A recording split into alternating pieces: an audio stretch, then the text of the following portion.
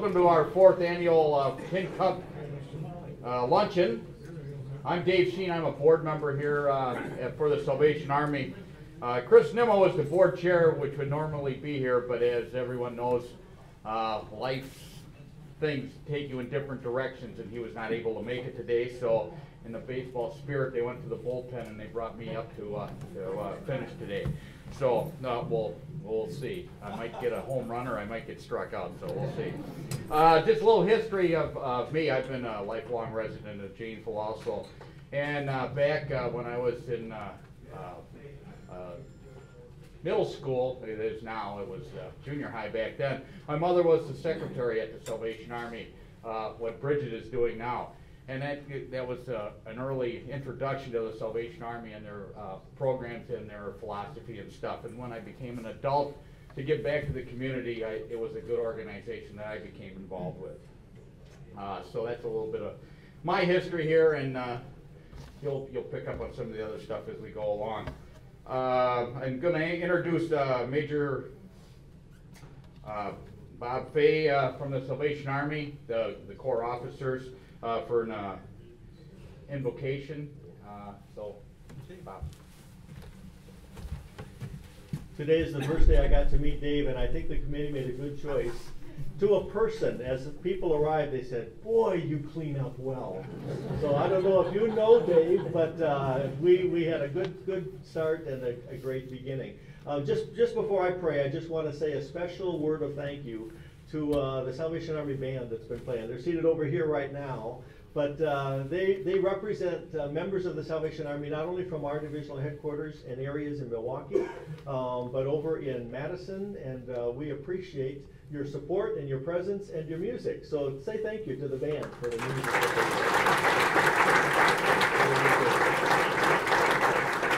Let's bow our heads together and ask God to bless our time and the food that's been prepared for us. Father God, we are mindful today of the great goodness that is ours. We are thankful for all the provisions that come our way, and we thank you for this nation in which we can enjoy the freedoms that are so unique in this world. We pray now as we join our time together around these tables that we would be reminded of your good blessing to us in so many ways. We pray that you'd strengthen us with the food that has been prepared, but more importantly, that you would strengthen those who are supported by the Salvation Army and by people through ministries and services throughout the year. Inspire us to continue to serve you by serving others. This we pray in Christ's name. Amen.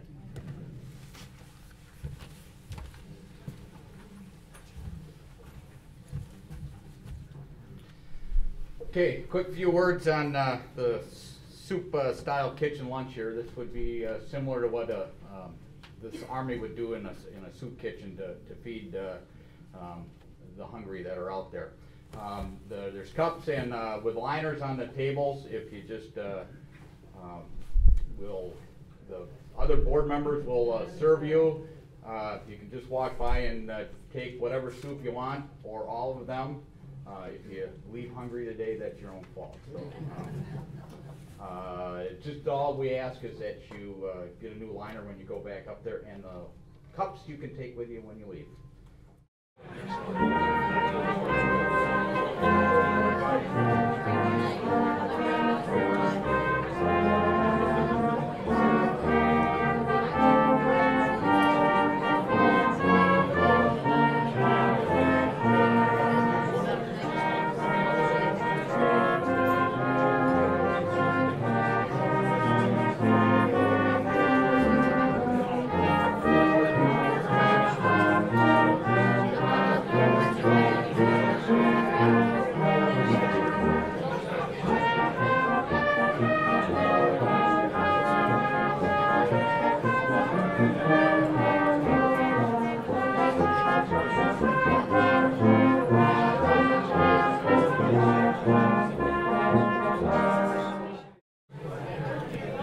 Start our program. Feel free to finish up eating and go back for some tips or whatever you are hungry for. The officers in charge of the Salvation Army change from time to time due to the needs of the Army throughout the territory and the rest of the country.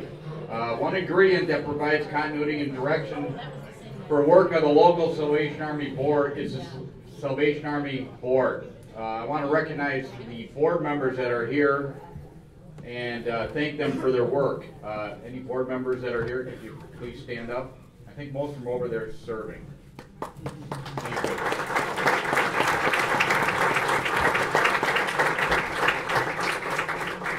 And where's Sue Owen? I want to thank Sue. She's the one that puts this luncheon on, and she's the mother hen that worries about all of us, and so we don't have to. So I'd also like to give her a hand.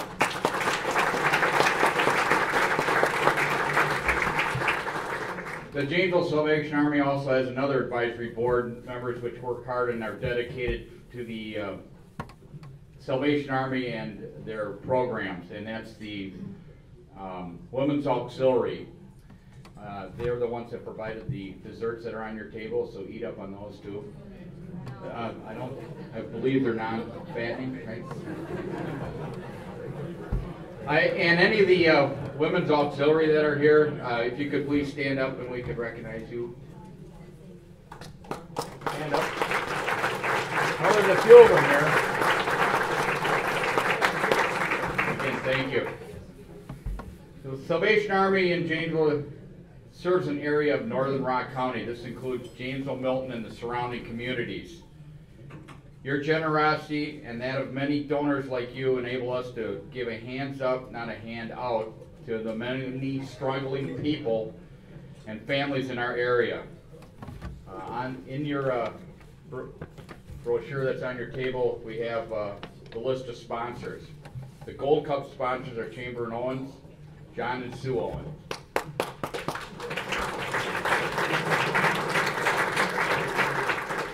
Silver Cup donors are Amtech, Huffcore, Swartz and Shea, Mercy Health System, UBS Financial Systems, Madeline Company, Jim, and I forget. Alrighty, thank you, Brian. So thank you. And the other sponsor is Lamar Outdoor Advertising that use their digital signs to help promote this event. Thank you for that. As I mentioned earlier, from time to time the Army decides to change people around for different needs in the area of the leaders of the local chapters. And a few months ago, it was the case here. Captain Kirk and Carolyn, that provided outstanding leadership for years to this organization, were asked to move on to other challenges in the St. Louis, Missouri area. And that's when Major Bob and Ruth Fay joined us, and we're happy to have them here.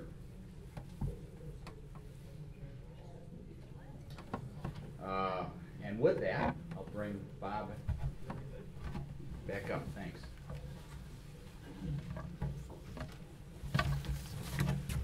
Now, Dave said it was Majors Bob and Ruth Fay. The introduction was plural, and my wife was here earlier. She is on her way right now, on her way up to Minneapolis, St. Paul. One of her very best friends passed away, and Ruth is officiating at the funeral service tonight. So she's not able to be with us today, but we are absolutely delighted to be here in Janesville. We're not new to the area. We're not new to the Salvation Army. We're not new to the Rock County area. I'm originally from Beloit, Wisconsin, and I would love to have an opportunity to tell a little bit about my story and Ruth about her story. I'd like to hear a little bit about your stories and to get to meet those people who are part of the communities that we serve. But we're really not here today to talk about my story or your story. We want to talk about the benefits of people who received assistance from the Salvation Army through your support. There are a few of them who are here today, and they want to tell a little bit about their story, and that is a very, very important part of the process that brings us together today. I'm going to begin by introducing Tom and Pam Freeman. They have been blessed by the availability of groceries from the local Salvation Army food pantry. the provision of emergency services in a number of different ways. And Tom and Pam have agreed to come and share just a little bit about what the Salvation Army has meant and what they have done to help them over some rough times. So Tom and Pam, if you would come on up and we'll greet you today. Very good. Let's welcome them.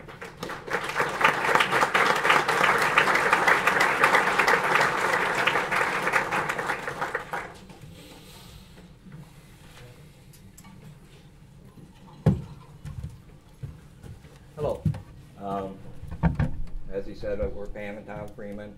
Our family's kind of been involved. Her ma and her uncle for years and years were volunteers at the Army. And her ma used to take our kids down and they'd help when they had the meals, setting the tables and the different things like that.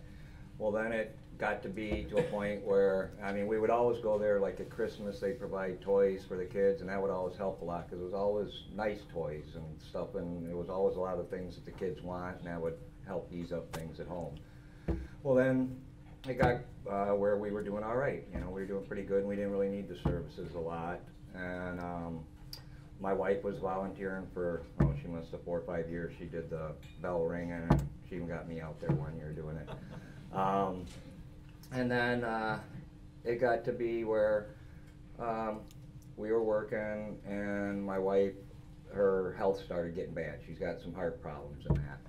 So we slowed down, and it got to the point where we were behind on some of our heat bills through the winter, and we went down, and they were nice, and they helped us. We got on a payment plan with Power and Light, but they needed a down payment. So Salvation Army was there to help us make that initial down payment, and then we were able to get caught back up.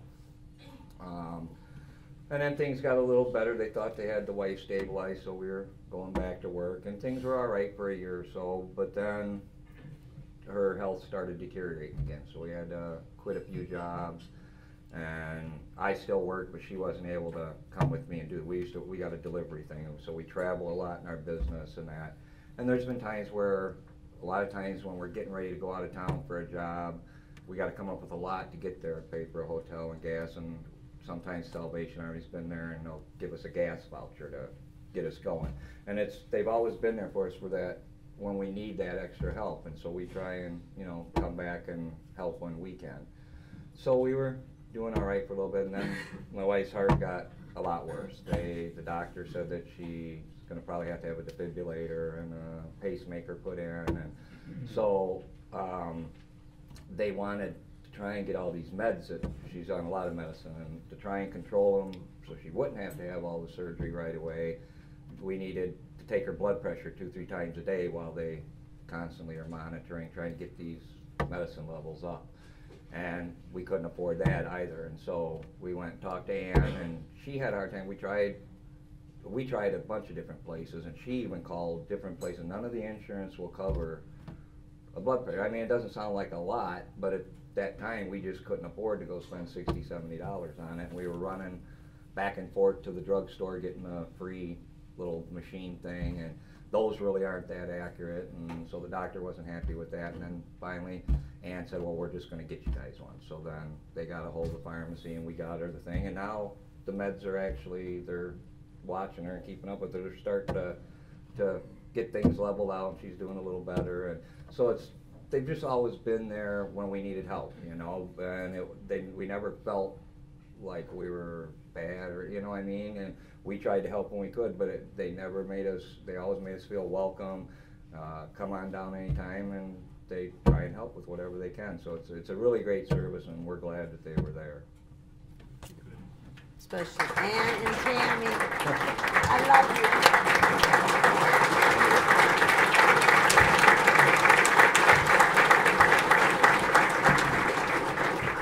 Thank you, Pam. We love you too. You know, not unlike Tom and Pam, the largest group of people that are coming to the Salvation Army, as far as increased requests for service, are people who have never before had to avail themselves of services. Many of them that don't know what's available or how to make access to them. And the Salvation Army is in a unique position to try to find the service that can meet the need. And we are so blessed to be able to provide that kind of service with flexibility. In addition to Tom and Pam, who shared a little bit about how they have been able to get over some of the rough bumps in the road. Matt is here today, and Matt's going to share a little of his story. If you'd come on up here just now, Matt. I got to meet him when I first came here a couple months ago. And I want to tell you, he's a participant in one of our programs, but on the day I met him, he was an inspiration to me.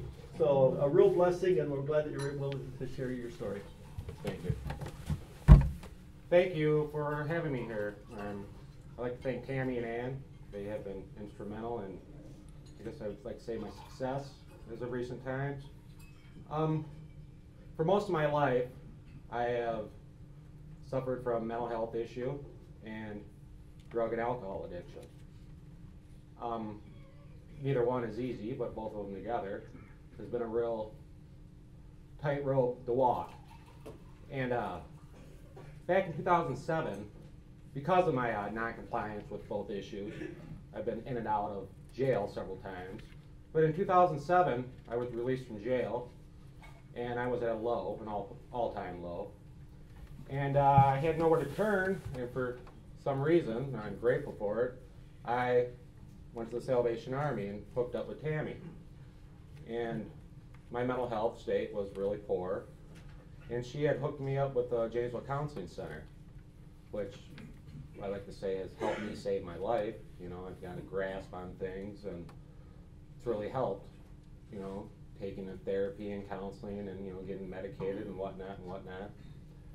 And thanks to that, I was able to, you know, put some feet down and get back to work, and, you know, and got in a relationship and had a house and lived in Broadhead, and things were going real well.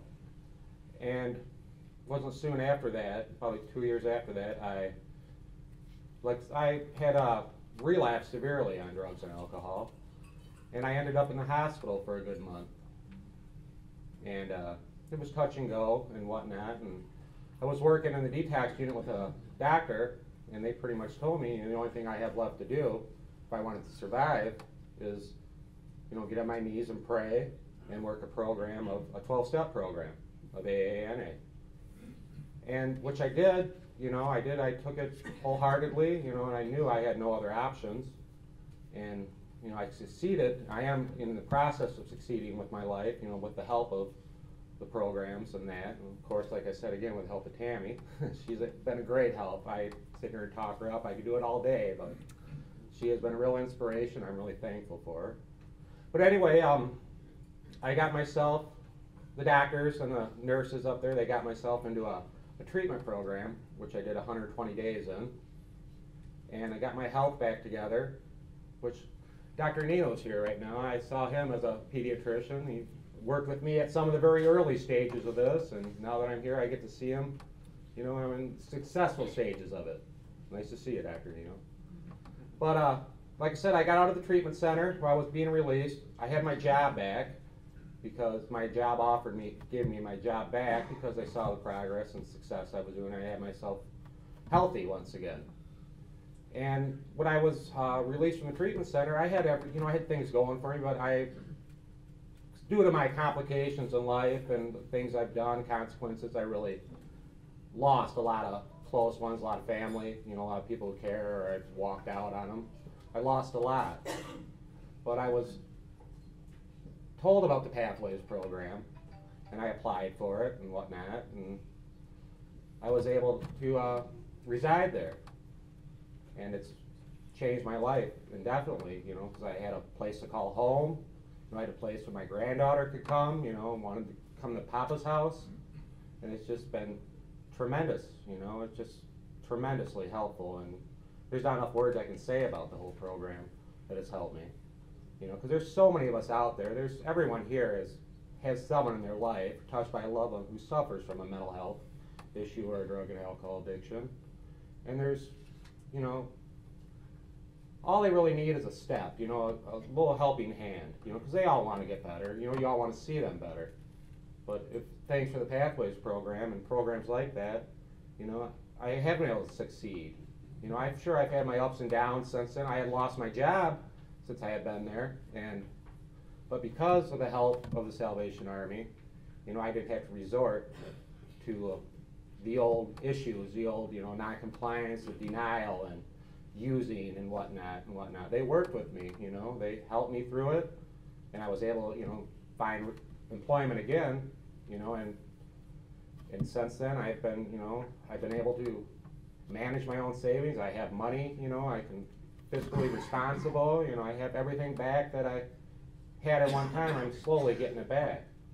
And it's just nice to know that there's programs out there like this. There's people out here like the Major, they're willing to help. And like, I wouldn't be here right now, chances are I probably wouldn't even be alive. And I can seriously say that if it wasn't for the Salvation Army. And to them, I am truly grateful and thankful. And, it just helps me realize my sense of faith and my, my evolution and my sense of spirituality. It's just, not enough words describe it. I'm just thankful for them, for everything. I'm thankful for this luncheon right here, and it's just, this is nice. And I wish we could all do something for Salvation Army, because look how many lives they touched, how they've touched my life so profoundly and personally. It's just nice to know that they're there and all you are here. It's just, it's a good thing. And I appreciate you having me here. Appreciate you giving me the chance to talk, and I especially appreciate Tammy and Ann. Like I said, there's so many people out there that need the help, that just all they want is a chance, a shot, and there's so many people who benefit from it. And like I said, I'm thankful to be here, and thank you for having me here, and hope you have a nice afternoon. Thank you.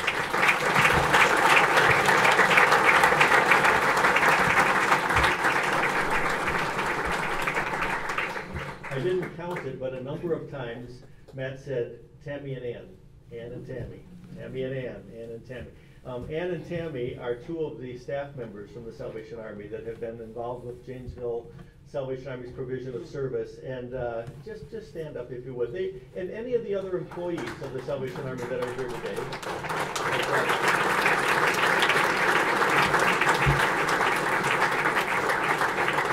Thank you.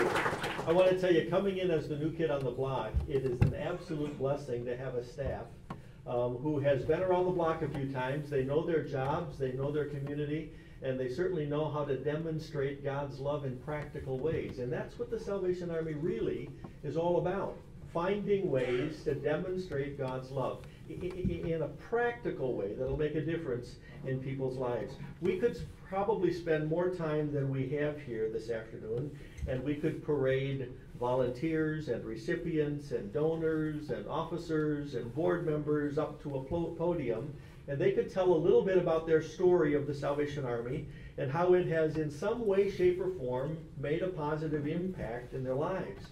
The kinds of programs and ministries, the scope of service that is included, the depth of community support that the Salvation Army in Janesville enjoys.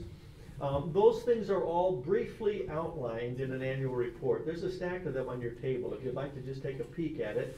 And in deference to those who are yet to speak, I don't want you to read it here right now. Take it home.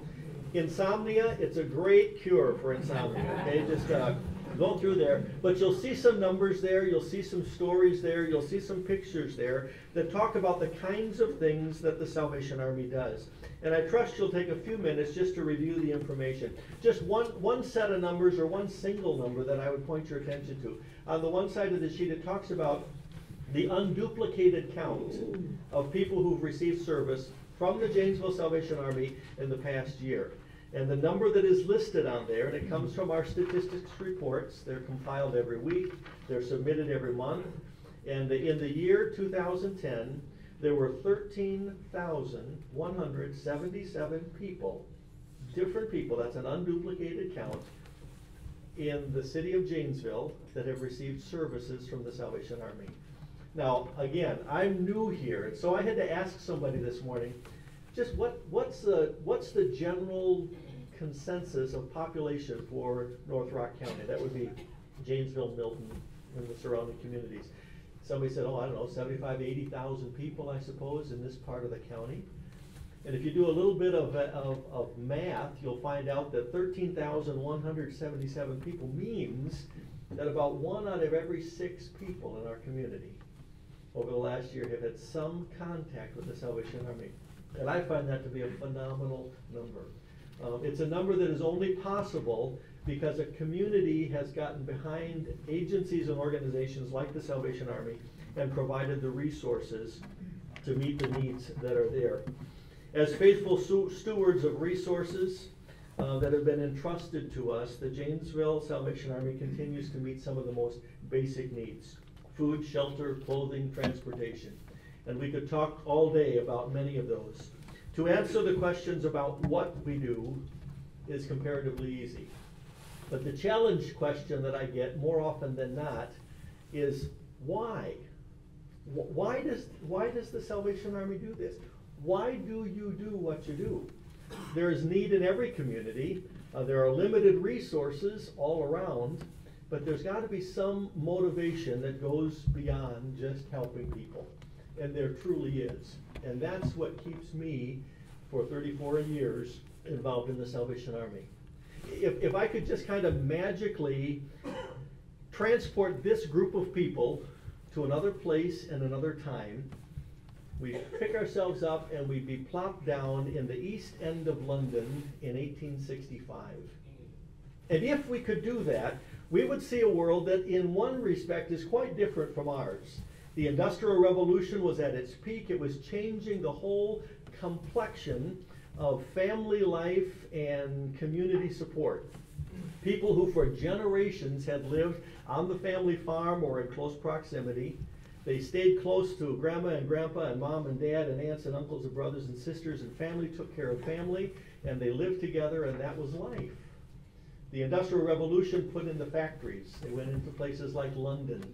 And the young people, the young adults and teenagers, left the farms and the churches and the homes to go to the city and get jobs and become rich. That was their thought. Well, they got to the city, they couldn't find jobs, and they certainly didn't get rich. And the East End of London in 1865 wouldn't look a whole lot different from some of the inner cities that we have in our country today. They were ripe with all kinds of vices. There was unemployment, there were addictions, there was prostitution, there was housing problems.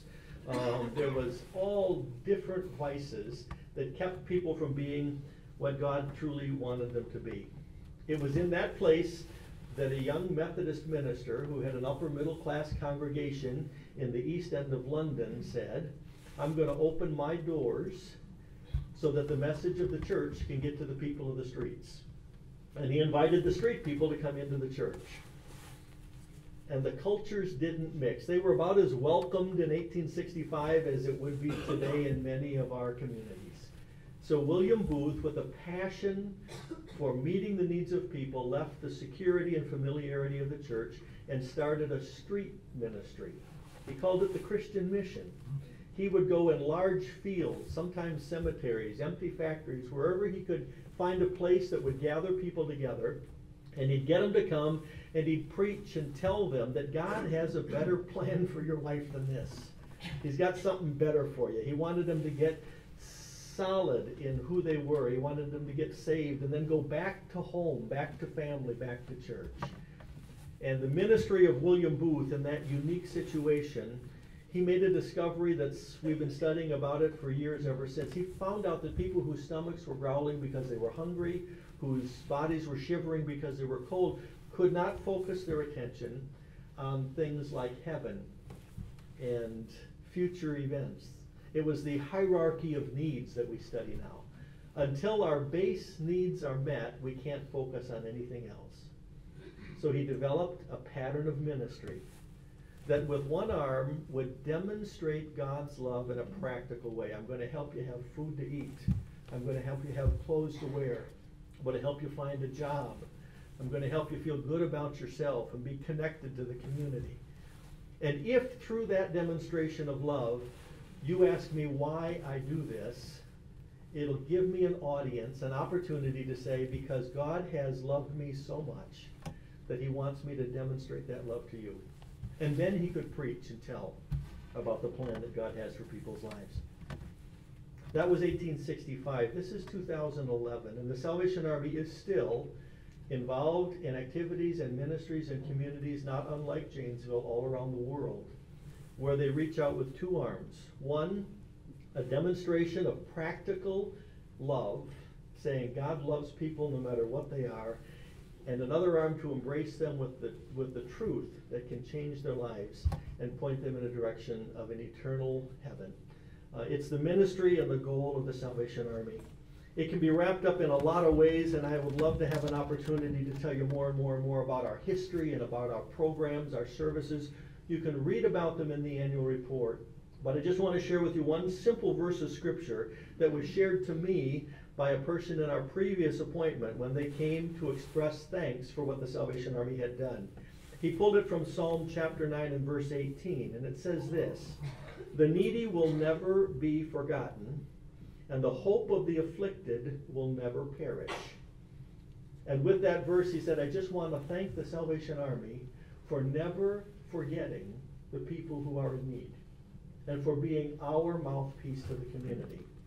And I want to thank the Salvation Army for not allowing that little glimmer of hope that we hold on to never get extinguished. We pray that as we move forward and as we continue to grow and serve in this community, God will allow us to provide that same ministry to the people of Janesville. I say thank you on behalf of the Salvation Army to you who have done so much to support and encourage us, to provide the resources so that we can meet the needs. And we just pray that God's blessing would be upon us as we move forward into the coming years to do much of the same thing. Thank you so much, and God bless you.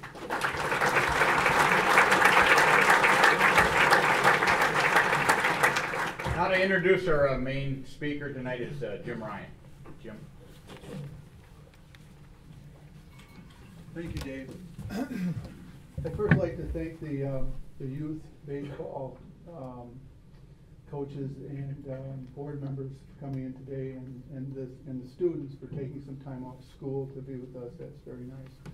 But I'm very honored to present today's speaker, Terry Ryan. Terry was born in Janesville, Wisconsin in 1953 at Mercy Hospital, being the fourth of 6 boys. Terry was gifted in all sports, but baseball is where he really shined.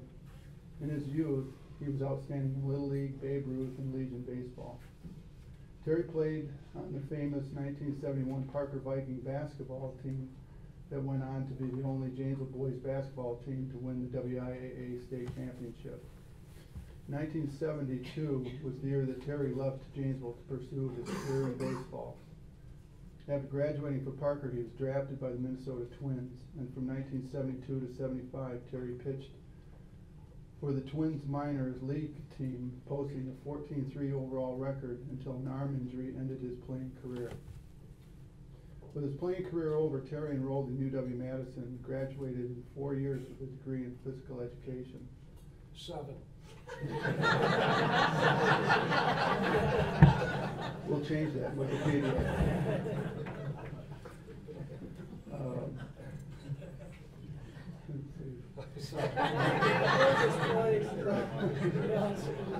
Anyway, but the following year is 1980, and that's when the New York Mets actually hired Terry as the Midwest Scouting Director for their division, for their league.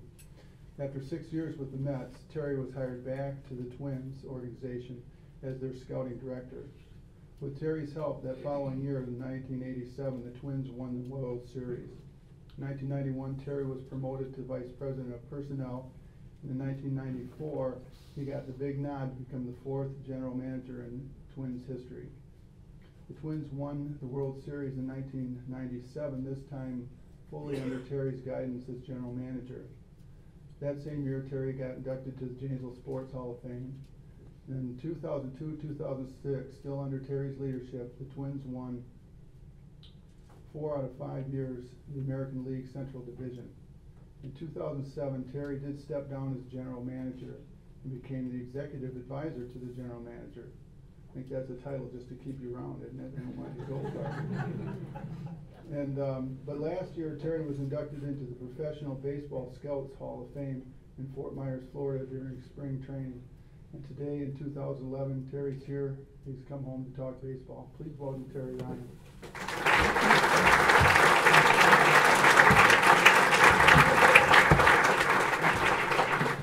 That's my cousin with that introduction.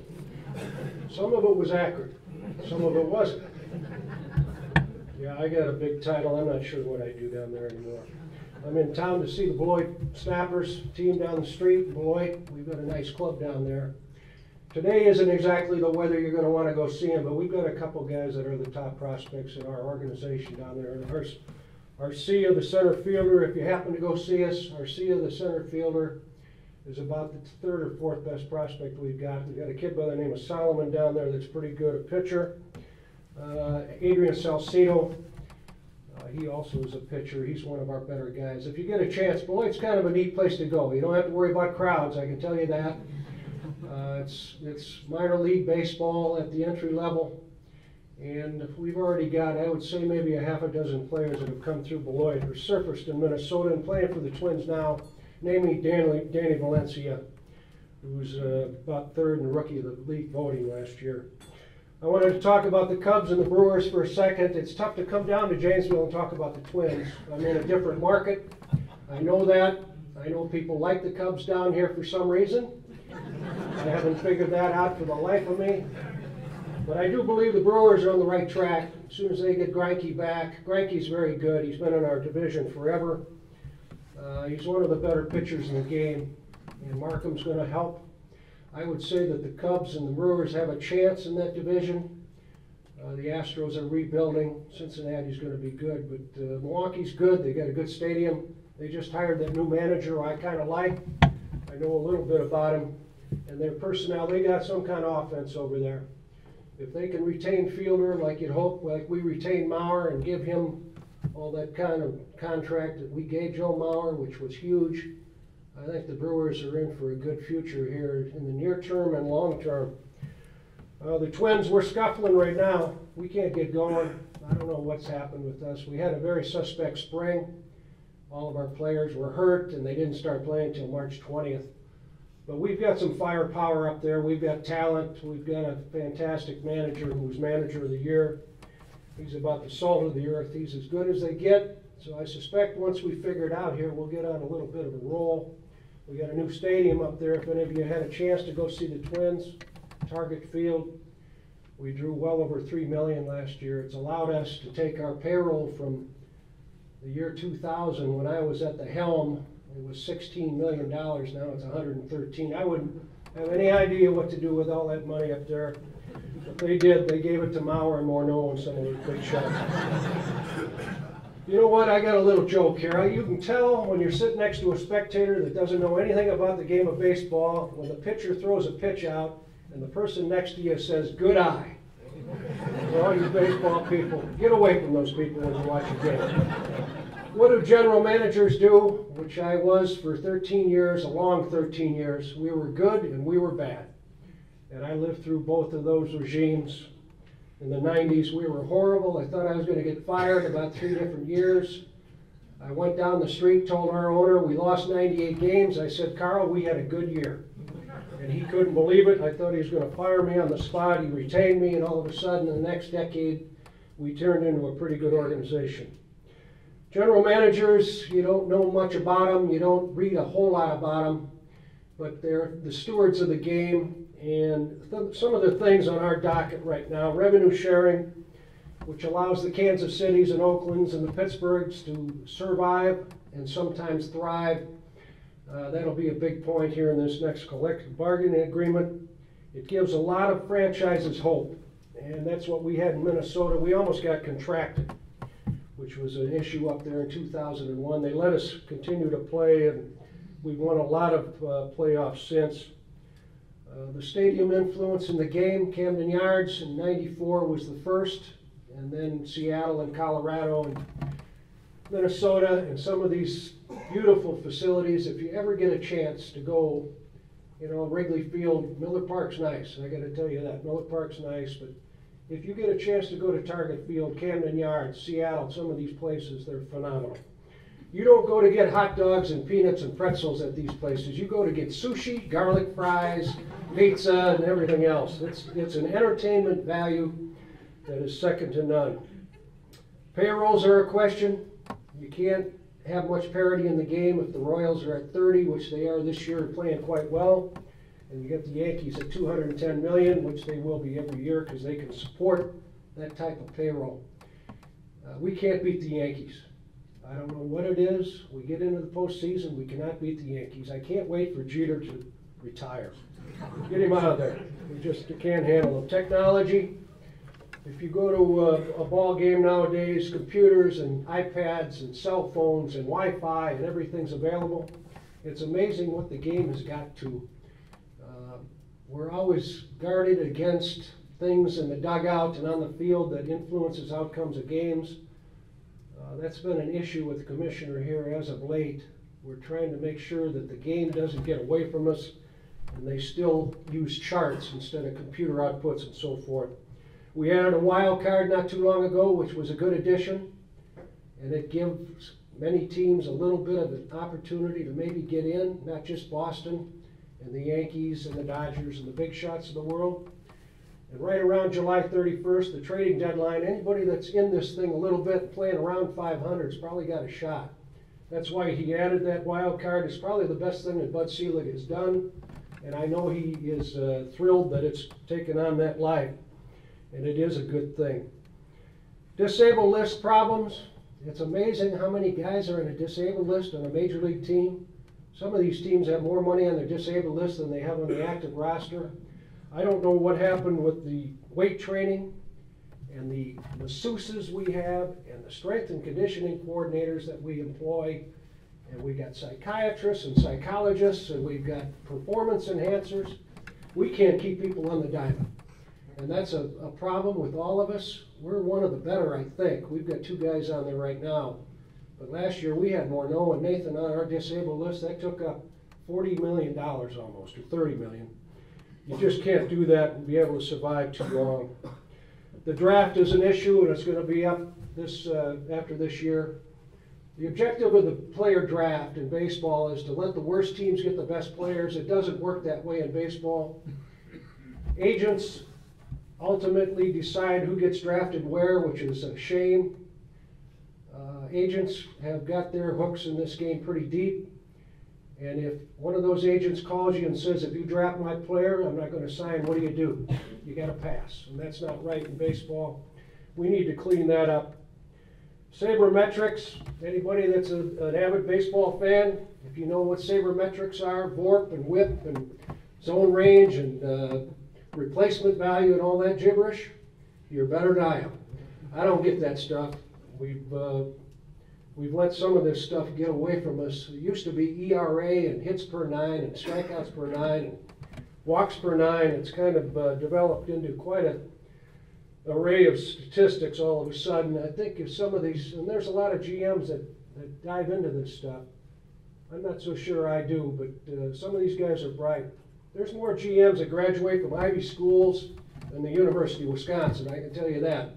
And it didn't take them 7 years to get a Phi Ed degree like it did me. But these guys are bright, and the guys that scare you are the guys that have money and are smart, like the Boston guy and the New York Yankee guy and the Dodger guy. These guys are bright, they got all kinds of revenue, they got all kinds of opportunities to go out and get players. Those are the guys that scare you.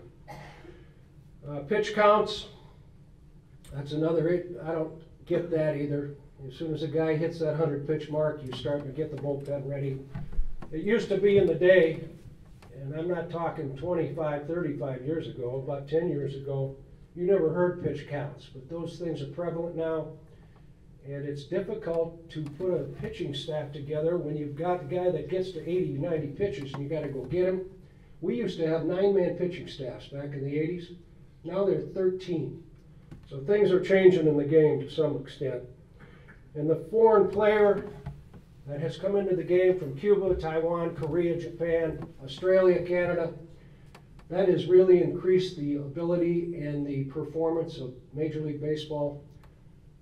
Dominican Republic, of course, and Venezuela. I think the percentage of foreign players in Major League Baseball rosters is about 45%.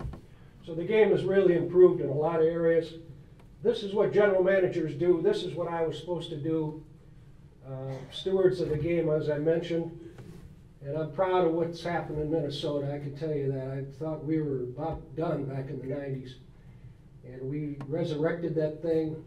And the biggest compliment that has been ever paid to the Twins or our organization is when another organization says, we want to be like the Twins.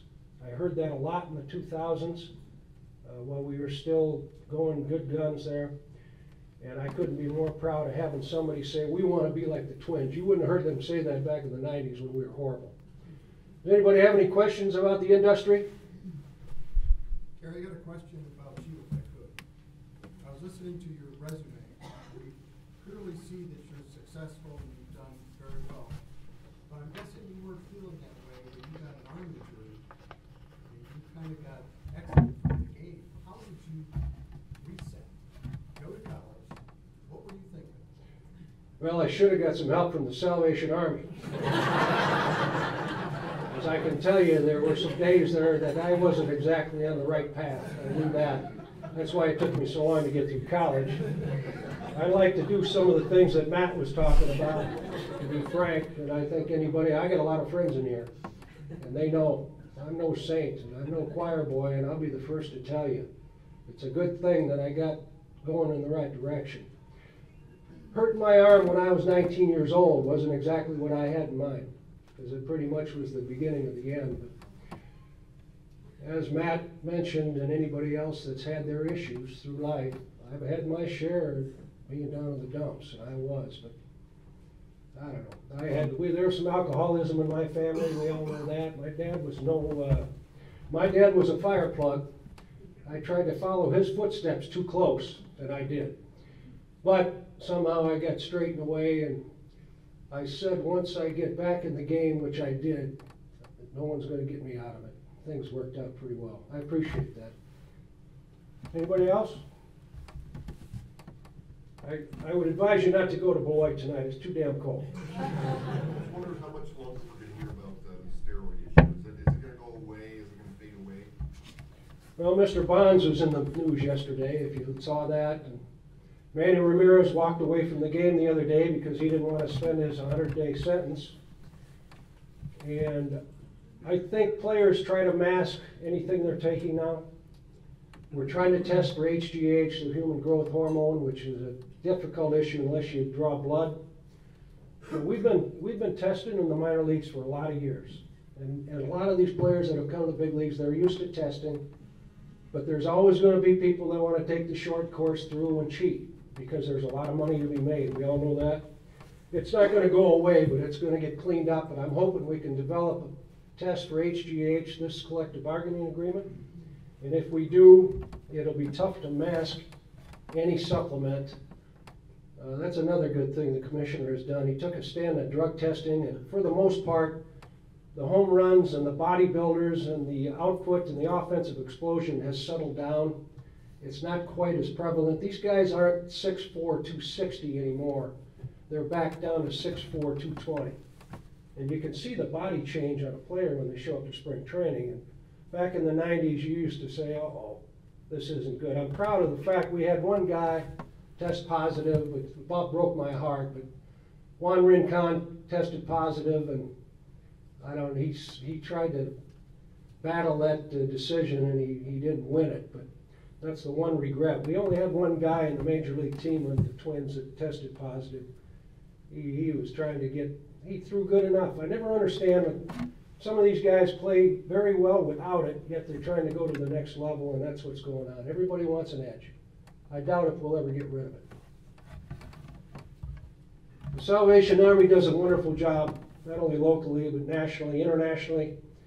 I know they're doing a wonderful job in Japan right now, because that Nishioka kid that we have, he's a part of this thing, and Salvation Army's doing everything they can over there. That's a mess. In fact, I just read this morning, I told my father-in-law, I was sitting down here, they haven't opened up the airport, and they haven't opened up their schools, but they're playing a baseball schedule right now, so you know the impact that baseball has in Japan. I appreciate you letting me talk today. This is very humbling to come up here and talk behind the guest speakers. That's a little tough to listen to and then all of a sudden start talking about baseball. Thanks for the kids that came from Parker and Craig. Good luck. Hope the weather shines on you. I appreciate this very much. Thank you.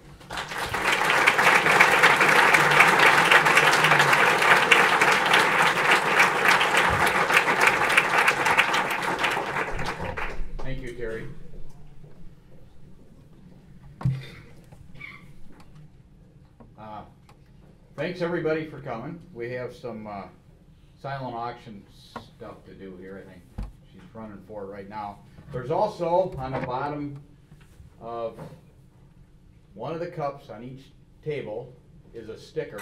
If you have that sticker, you get the baseball signed by Terry Ryan.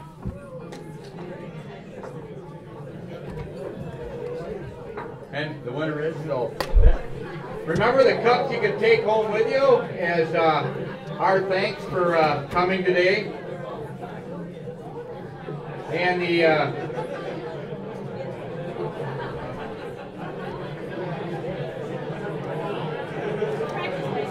alrighty, a couple more things here. We had a Minnesota Twin autograph picture, silent bid, Pat Campbell. You won that one? Who do they see? Bridget, who do they see? Bridget? Alrighty. Stand up so they know who they have to go talk to. Alrighty. And the 2010 Super Bowl champion, Green Bay Packer football, Kevin Hewlin. Alrighty, thank you. Yeah, why wouldn't it be, right? Yeah. Thanks to you for that on the silent auction.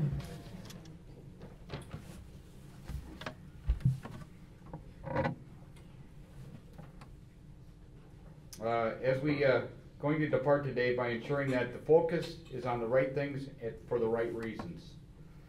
I'll ask you to please turn the back of your program.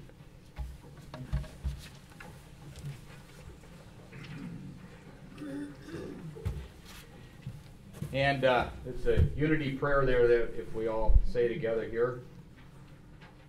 Lord, make me instrumental in peace, where there is hatred, touch love, where there is injury, pardon, where there is doubt, faith, where there is despair, hope, where there is darkness, light, where there is sadness, joy. O divine Master, grant that I may not so much seek to please the soul as to the soul, to be understood as to understand, to be loved as to love. For it is the giving that we receive, it is the pardoning that we are pardoned, and it is dying that we are born to eternal life. Amen. Thanks everybody for coming. Have a safe trip home or back to work. And God bless.